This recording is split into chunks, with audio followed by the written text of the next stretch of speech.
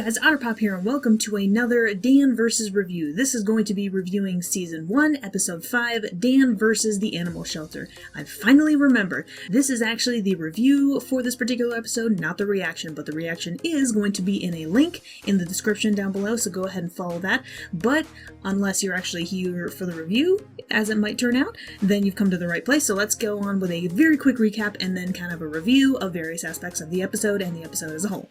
So quick recap of the episode: when some noisy animals from the shelter across the street keep Dan awake at night too often, he vows revenge.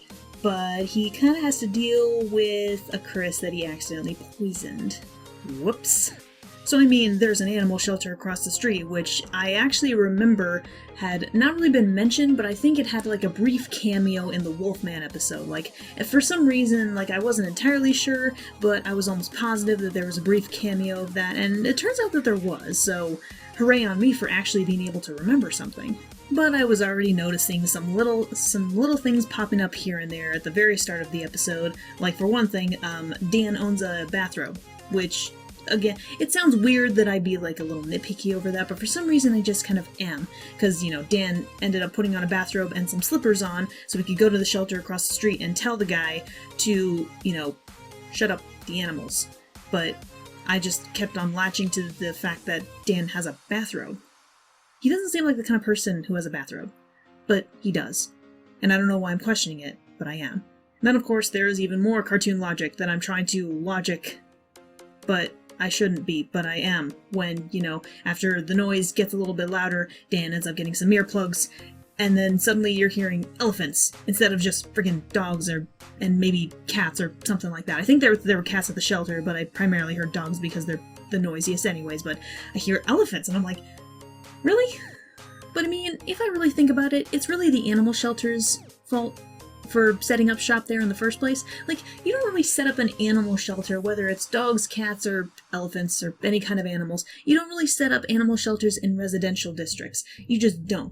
You either set them up, like, in or around, well, maybe like more like around industrial districts, or around like secluded places, like, you know, far off parks, or just, yeah, kind of like secluded places.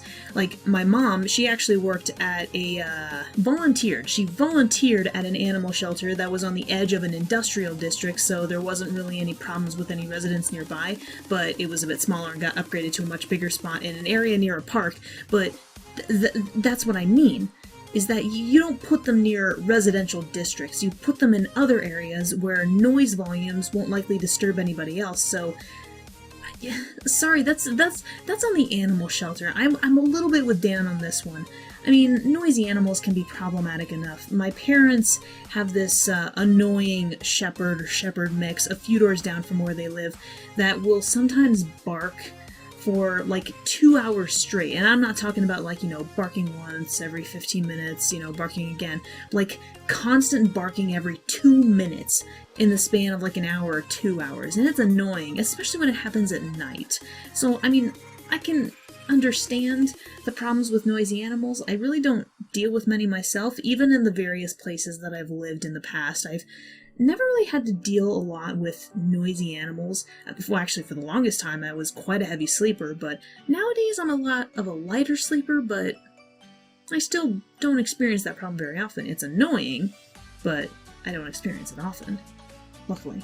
And then Dan decides to call Chris in the middle of the night, you know, complaining about the animal shelter, and I'm questioning his mental maturity now. He's so freaking immature because, you know, Dan initially berates Chris in an angry voicemail that he leaves him, and then just calmly asks Chris to come over. Like, almost does a complete 180 in the span of the same voicemail call that was not even a minute long.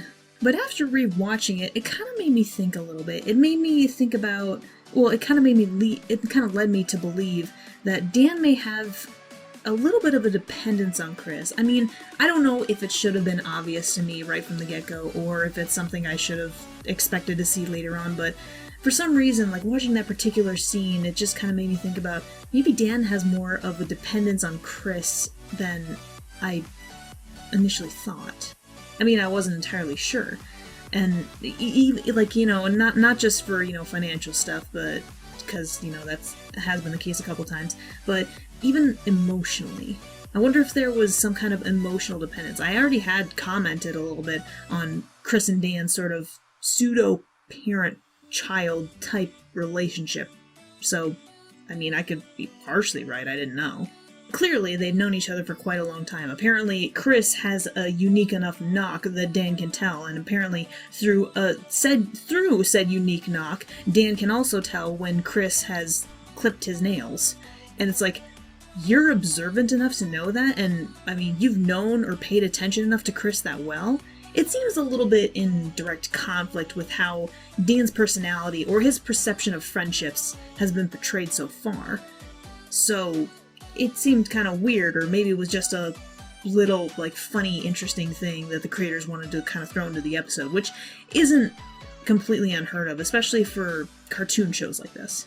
And then, of course, Dan is kind of relaying his plan to Chris about, wanting to poison the animals at the shelter or something like that. And, for a little bit, I was even talking about it during the reaction. I started trying to think a little bit like Dan, where I speculated that the animal shelter was intentionally keeping all the animals so that they would make a disturbance, so that more and more and more and more and more people would come and be willing to adopt the animals. Like, for some reason, like that's the ingenious idea that came into my head, because there've already been plenty of craziness and conspiracies, so why not this? I wasn't right, but it was interesting to see me kind of think on that kind of level, think on the same level as Dan. Oh no, with Chris poisoned, not dead, but definitely not doing good, and poisoned and kind of KO'd for the most of the episode, it kind of allowed for Dan's point of view to really come out, and it also allowed for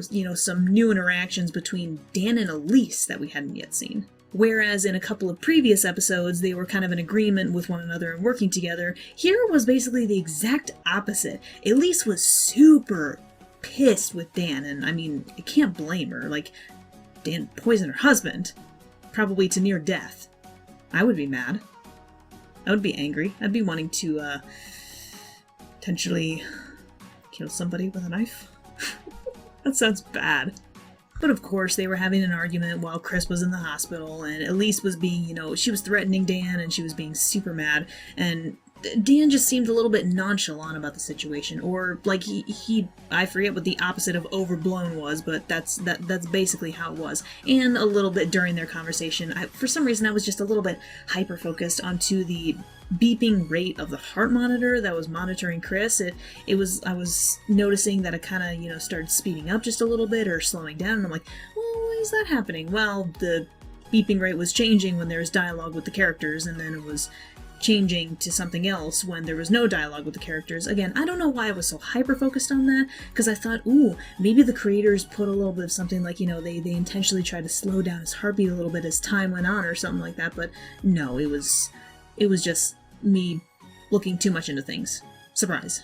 I feel like this was definitely an important episode in showing us Dan and Chris's relationship from a completely new angle, because again, Chris is basically KO'd, and even though he's poisoned and KO'd, Dan still tries to take Chris to help him with his revenge plan against the animal shelter, but it all feels very one-sided throughout the majority of the episode. Despite being poisoned, Dan still takes Chris out of the hospital to still help him with his revenge scheme against the animal shelter. Like, he even takes a Pulaski that he found and just starts poking holes into the trunk with Chris inside the trunk, and just not seeming to care or show any interest in knowing where Chris is as he's poking the holes with a very sharp/blunt instrument that could potentially kill Chris if Dan punched a hole wrong. At the same time, Dan seemed to show a surprising amount of knowledge, at least in terms of, how Chris would act or respond in certain scenarios, like when they went to get a burger and fries and a shake, and Dan was basically talking for Chris, and, thinking about it at the time, I was like, really? You're gonna do that when your friend is poisoned and KO'd? But then I was really thinking about it, and I realized, actually, Chris would probably act and say these kinds of things in an actual instance where, they were getting burger and fries and a shake, or something like that. Which was also kind of surprising to me that I was even kind of thinking about that. And this is only like 5 episodes into the show, mind you. So while it seems like some things still have questions, there are at least some things that still seem obvious between their relationship. Obviously, yes, there are so many questions, how it started, why it came to be kind of thing, but at least, if anything, it might prove that Dan knows Chris well enough, even if they don't always see they definitely don't see eye to eye on everything, or a lot of things, but Dan still seems to know Chris fairly well. I mean, not even just by, him pretending to, act Chris out or, talk like him in certain scenarios and respond the way Chris would. Again, even with something simple like knowing his knock, or knowing that with his knock that, Chris clipped his nails that morning, or some crazy, foolish stuff like that. But overall, the whole one-sidedness of most of the episode with, Chris and Dan's relationship seemed to heavily suggest that, in a weird way, Dan is completely dependent on having Chris in his life. I mean, a little bit financially, especially, how he used Chris's credit card to buy a whole bunch of dynamite, for one thing. So, I mean, financially, definitely. But kind of like I said earlier, he might also be a little bit emotionally dependent on Chris. I mean, granted, Chris is not perfect. She's not necessarily the best example of an adult so far. I mean, he's certainly better than Dan in a lot of cases. But maybe unconsciously, Dan needs Chris to sort of keep him in line, keep him grounded, maybe a little bit, because I mean, that's definitely what Chris is. Again, there's definitely a lot of financial dependence, but for some reason, I was just getting the vibe that there might be a little bit of emotional dependence too, but I didn't really have enough at the time to formulate a better opinion on it. So at that point, it was just a guess and not necessarily a reason or a how or anything like that. And speaking of when they got explosive, when they went to, like, Wally's Explosives Emporium or something, whatever it was called, there was actually a character that has already been seen before. It was the Wolfman character, well, technically the human form of the Wolfman character. So, but he was apparently working at that Explosive Emporium place. I didn't explicitly state it, but I did stare at him and like, wait, I know you. I didn't directly state it, but I knew that he was from the Wolfman episode, and I was just surprised to see him. But it was semi-exciting because it made me realize, oh, recurring characters can be a thing. This is good to know. This is good to know. And it didn't even register when, Dan as Chris was about to use Chris's credit card, and the guy at the cashier is like, can I see your ID, please? And, Dan shows his ID and it says Chris Pearson, which is the same name of the creator. And I'm like, oh, I didn't even realize that. So Chris Pearson, does that mean that Dan in this show, his last name is Mandel? Mandel? Mendel or Mandel? Oh, frick, I've already forgotten, but you get my point. I imagine if they made the last name, if they sort of made the names canonical or imitative, however you might say that. If they did that with Chris, then my guess would be they would probably do the same with Dan, and theoretically at least as well. Not only was there a recurring character, but there was a little bit of a continuity that I also noticed was the lactose intolerance. When Dan and Chris go to get a burger and fries and a shake, Dan ends up taking a little bit of shake and then mentions his lactose intolerance, which I thought was a little bit of a neat continuity thing. And also something I learned as well is that the real Dan, the real co-creator of the show, is actually lactose intolerant himself. So Chris and Dan definitely put a lot of their personalities or information, I guess, into these characters. Like, not perfectly, obviously, because I really don't think that, Dan is the real Dan Mandel is a super jerk and the real Chris Person isn't like, super doormat or pushover or anything like that. It could be a part of their personalities. I don't think it's 100% true. That would just, I feel like if it were, then the show may not have even come to fruition. But it was still really interesting to think about. Dan finally gets the explosives. He's about to set them up around the animal shelter. He's about to basically kill everyone. But he doesn't.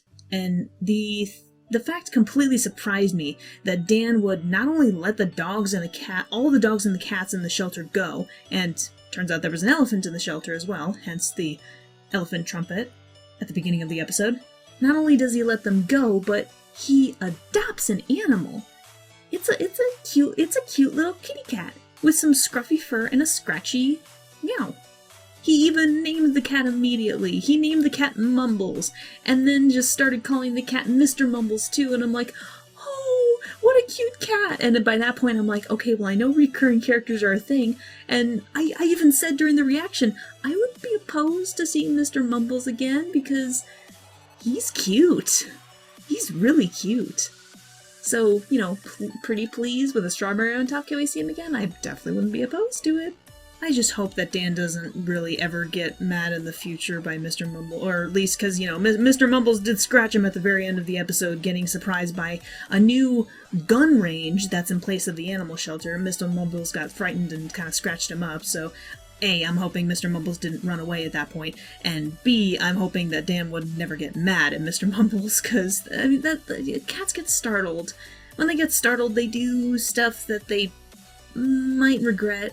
But the real thing that I'm questioning at this point, especially at the end of the episode, was when Dan did get scratched up by Mr. Mumbles, he went to the hospital to get all fixed up, but then there's a man in doctor's clothing telling him to take off his clothes, but also saying that he's not a doctor. And I'm just like, excusez-moi? I'm so questioning it, but no, I'm not gonna question it. I'm not gonna try and explain that. I am not touching that with a 10-foot pole. I'm just...